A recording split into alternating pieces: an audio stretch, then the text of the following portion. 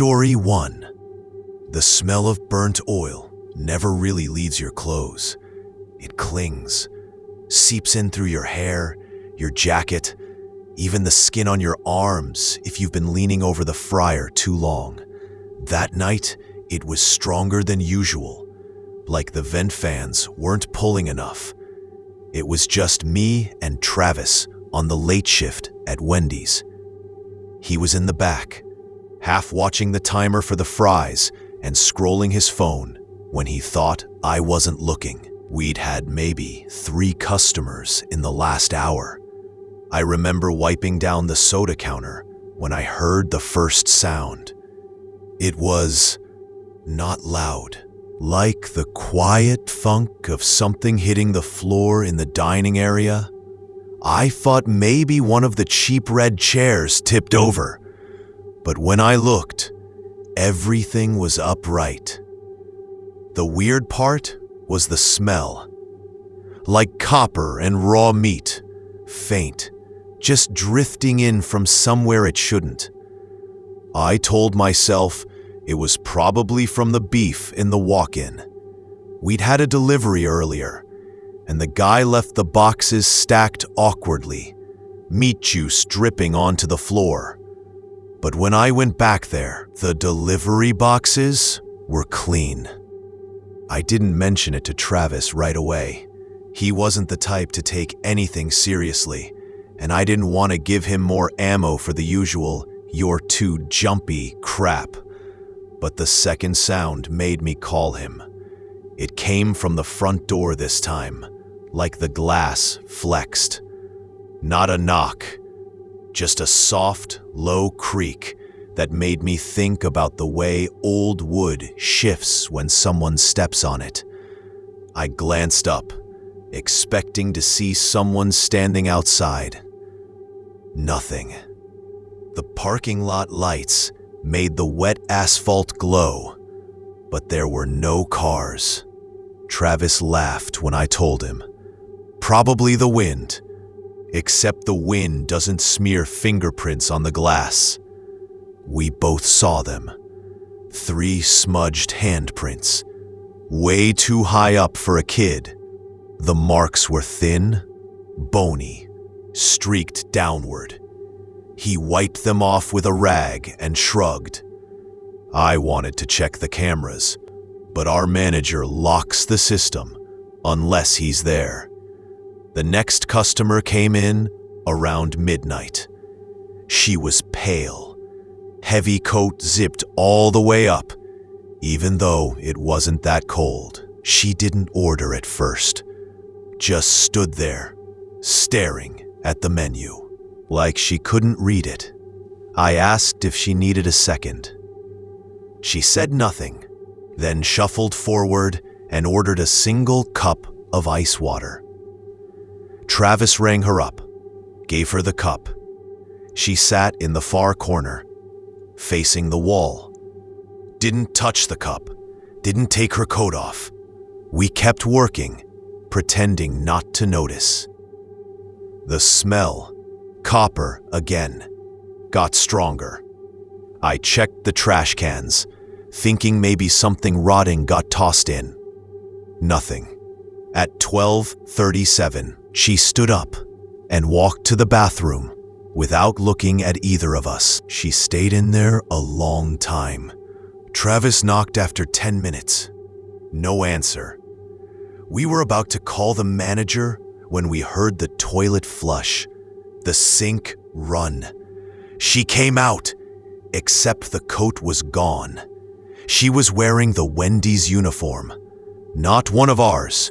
Older, faded, with the logo from before they updated it years ago. No name tag, and she just walked out the front door. Travis swore and ran to lock it. I just stood there, trying to make sense of it. When he turned the deadbolt, we saw it. Her coat, crumpled on the floor by the door. Wet, heavy, dark stains on the inside lining. We didn't touch it. At 1:04, The fryer alarm went off. Both of us were in the front, so no one had dropped anything. The basket was just down in the oil, like someone had lowered it without food inside. The timer reset itself 3 times before stopping. That's when the back door slammed. It's supposed to stay locked unless someone with the key opens it. We ran back. Empty. The lock wasn't broken, but it was hanging loose, like it had been forced. I told Travis we needed to leave. He said, "We can't. Cameras. They'll think we just bailed." So we stayed, even though every bone in my body was telling me to go. At 1:42, the power cut. No lights, no hum from the freezer, just the emergency glow near the exits, and the sound of dripping. It was coming from the bathroom. I didn't want to open the door, but I also couldn't stand not knowing. The light flickered inside, just enough to see the mirror. It was cracked. Not shattered, just cracked right down the middle, with something smeared along the break, red. The sink was full of ice water. The cup from earlier was floating in it. I turned to tell Travis, but he wasn't there. I called his name. Nothing. Checked the back. Nothing. His phone was still on the counter by the fryer. His jacket, too. The smell was so strong now, I could taste it. I don't remember leaving. Not exactly. I just remember stepping outside and realizing the parking lot was empty. Completely empty, like no cars had been there for hours. My car was gone too. I walked home, didn't sleep. The next morning, I went back. Broad daylight. Store was closed.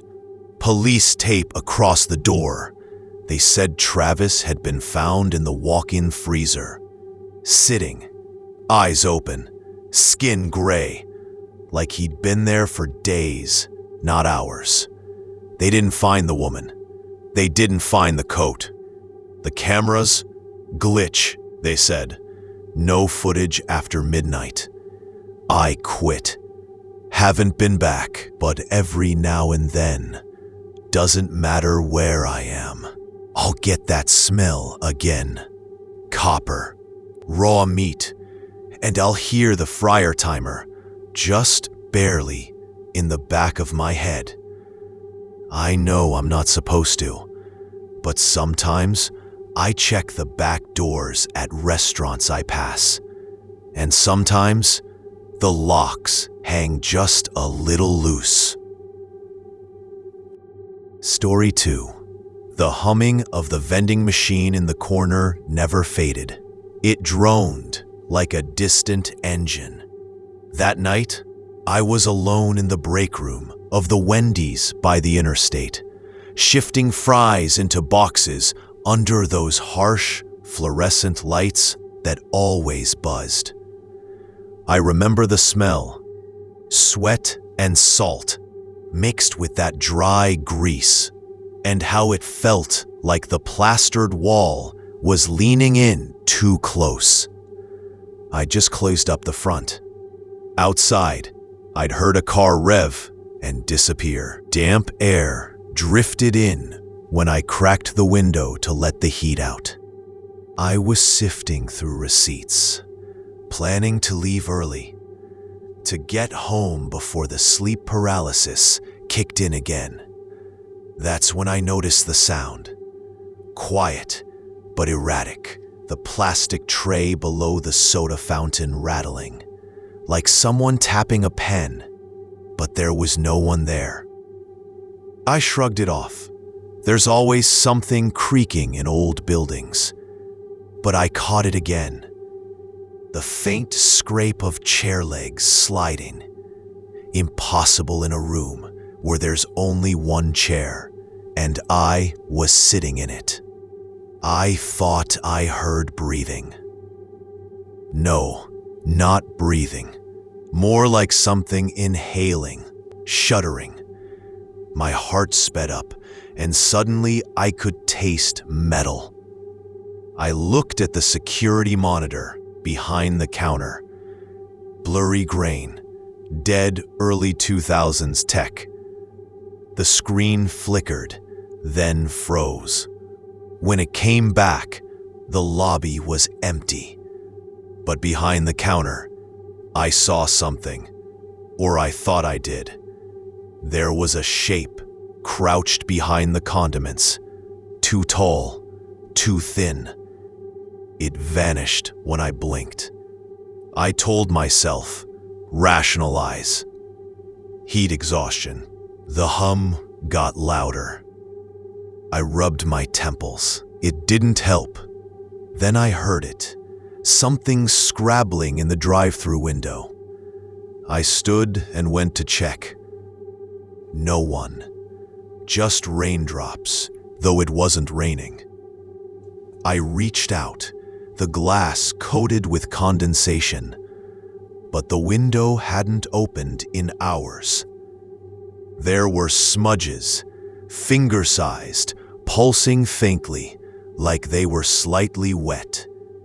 I stepped back, grip on a ketchup bottle tight enough to leave bruises. My throat felt raw from swallowing. I wanted to call someone, but the phone line was out again. And Travis, my only coworker, was off tonight. I tried to leave. I really did. But the exit door, locked. I swore I unlocked it when I came in. Nothing there but my reflection, yawning, tugging at my jacket. The lights flickered. I counted pulses. 1, 2, 3. When they came back steady, I realized blood was dripping from the vent above me. Dark red beads plopped down onto the counter, pooling around receipts and wrinkled photos I'd left.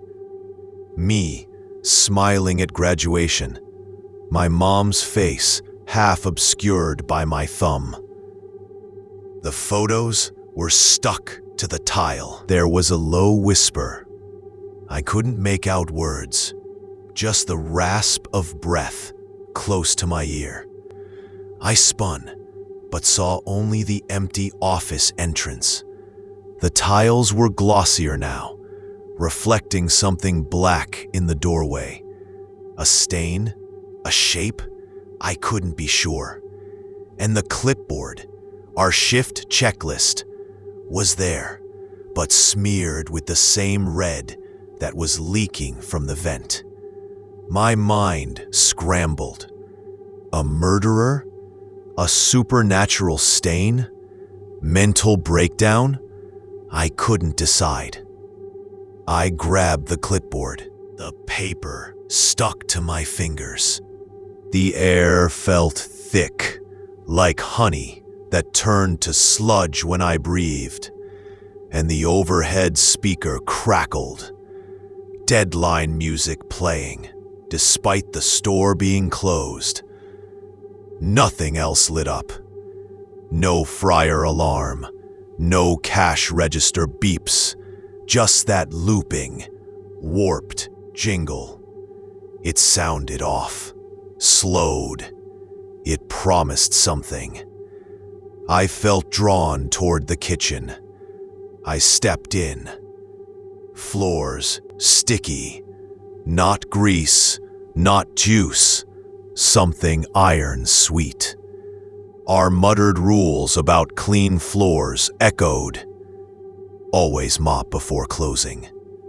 I couldn't remember doing that. The mop bucket was empty. But the tiles ahead were wet, darker, glistening. Each step left footprints of dark fluid. And at the walk-in, the door was ajar. Inside, shadows that shifted, breathing. There were words written on the shelving, rushed and jagged. Blood. He stays.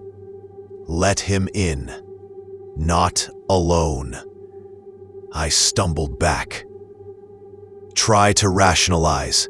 Call manager. Call anyone. But the phone still dead. My phone on the counter, screen smashed. Len, my sister, texted, "You okay?" from earlier. I ignored it. Couldn't.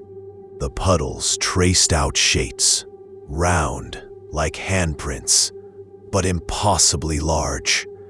Squashed like someone dragged knees across the floor. I lifted my eyes and saw. I'd drawn them, maybe. My chest burned. The door locked behind me. Bang! I nearly blacked out. I sank to the floor, listening.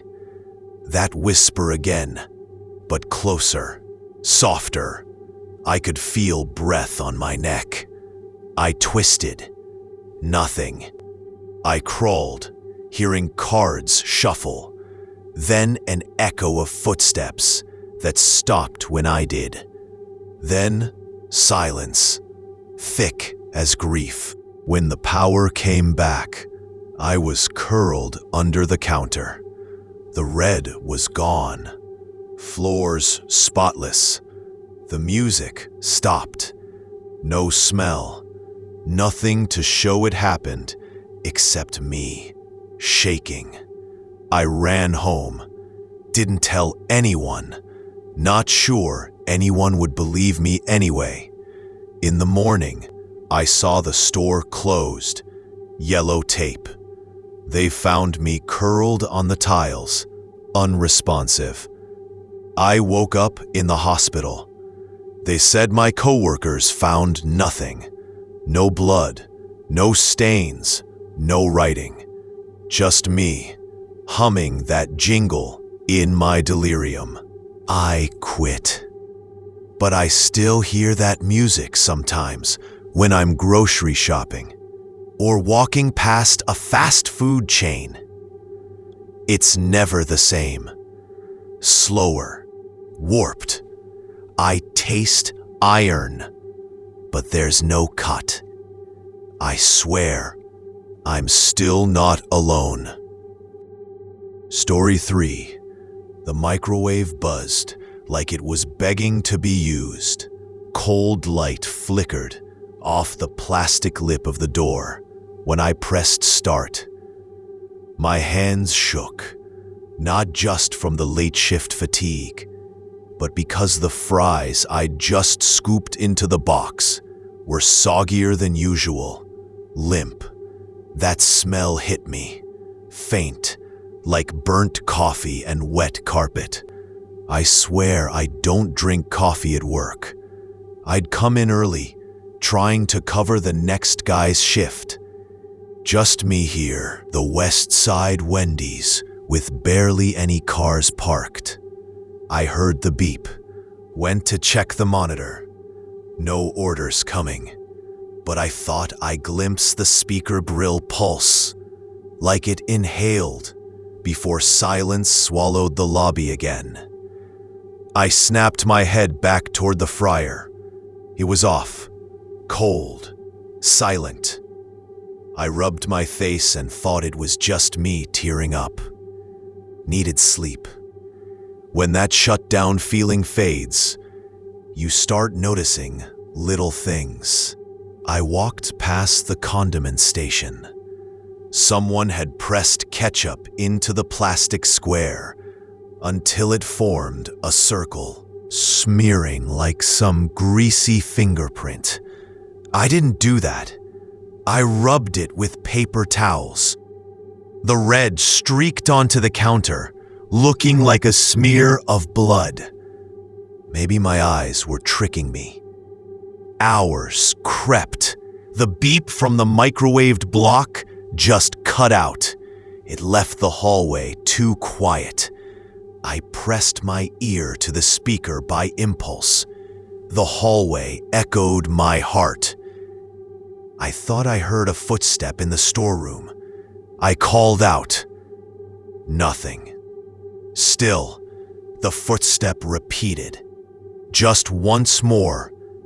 Then, stop. I chased it, but the storeroom door was locked, like it always was. I swore I unlocked it earlier. I walked toward the walk-in cooler. The lights flickered, making cold tears in my head.